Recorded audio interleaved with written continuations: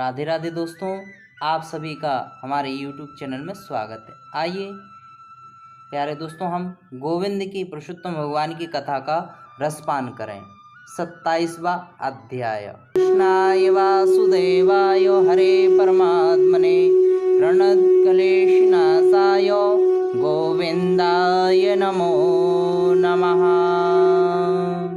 बोलिए पुरुषोत्तम भगवान की जय, राधा रानी की जय।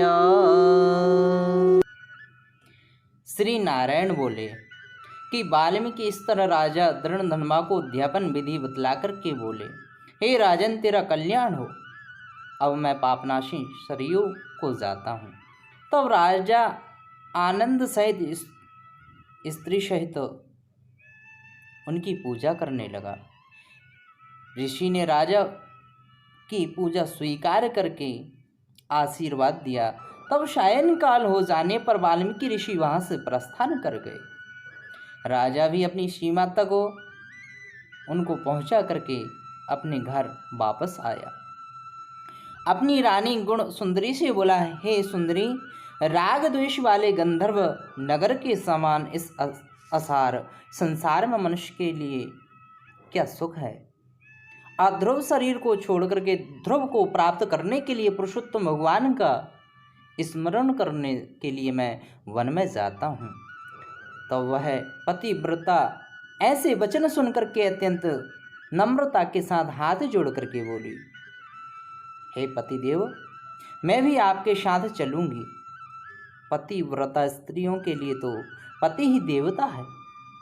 इस तरह प्रिया के वचन सुन करके स्वीकार करके राजा पुत्र को राज्याभिषेक कर स्त्री के साथ तत्काल मुनियों से शोभित वन को चले गए। इस तरह व्रत की विधि में स्थिर हुए तपोनिधि राजा की पतिव्रता रानी सेवा में तत्पर रहती। राजा के इस प्रकार से करते हुए संपूर्ण पुरुषोत्तम मास समाप्त होने पर वहां पर विमान आया। विमान पर चढ़ करके वह सुंदर नवीन शरीर धारण करके तत्काल गोलोक को चले गए। कितनी सुंदर पुरुषोत्तम माह में पूजन करने की महिमा है।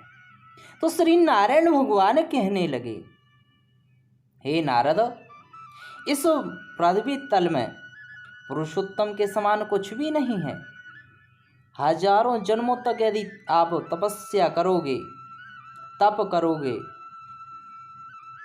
तो भी वह फल प्राप्त नहीं होगा जो पुरुषोत्तम माह में पूजन अर्चन दान व्रत करने से प्राप्त होता है।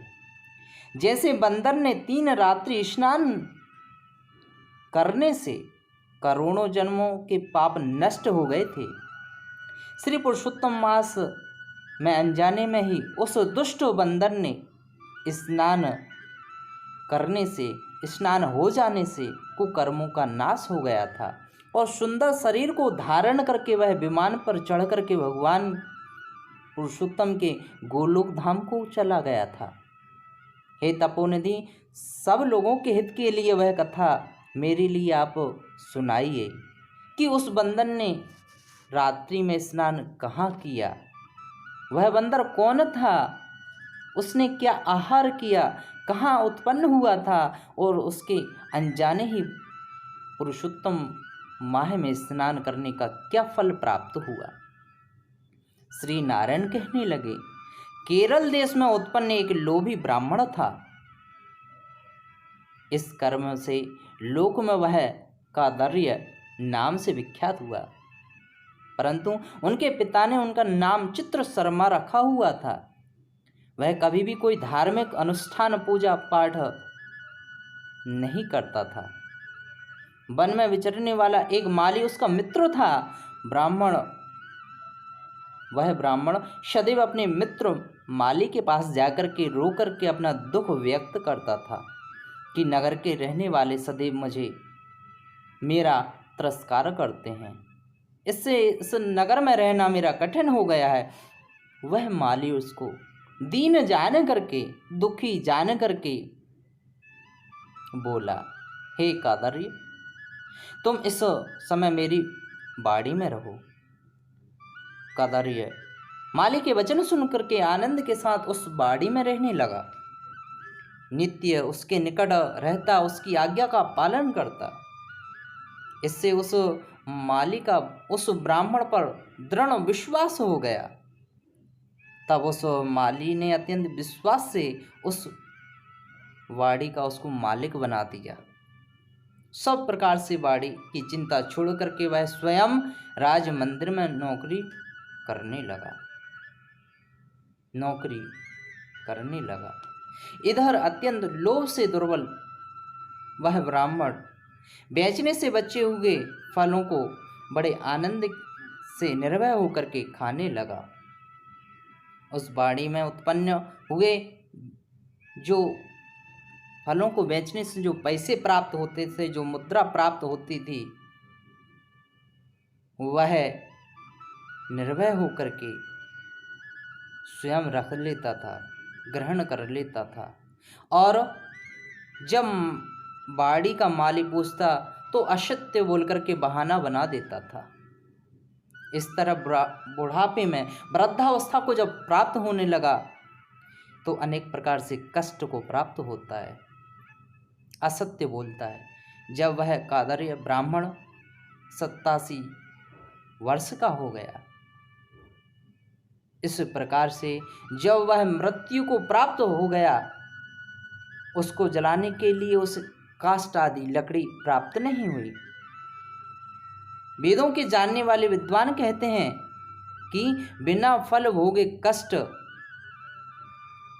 बिना भोगे हुए पाप कष्ट निवृत्त नहीं होते।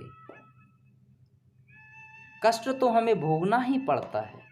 मरने के पश्चात वह यमदूतों के मुकद्दरों की मार से हाहाकार करने लगा। अति भयंकर मार्ग को चला। विलाप करते हुए उस ब्राह्मण को यमराज के दूत यमराज के सामने ले गए। चित्रगुप्त उसे देख करके, उसके शुभ अशुभ कर्मों को देख करके धर्मराज से बोले, यह ब्राह्मण अधम है, कभी इसने सत्कर्म नहीं किया, धन का लोभी है। यह बाड़ी में रहते हुए पाप कर्म करता था। बाड़ी माली से विश्वासघात किया।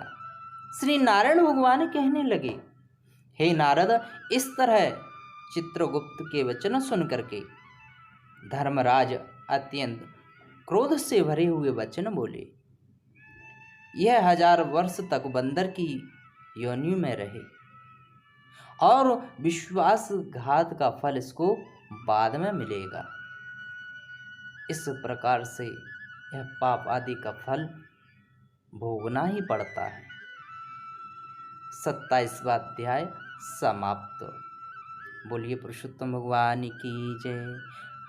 दोस्तों, अपने प्यारे मित्रों को अधिक से अधिक यह शेयर करें और हमारे YouTube चैनल को सब्सक्राइब करना ना भूलें। राधे राधे दोस्तों।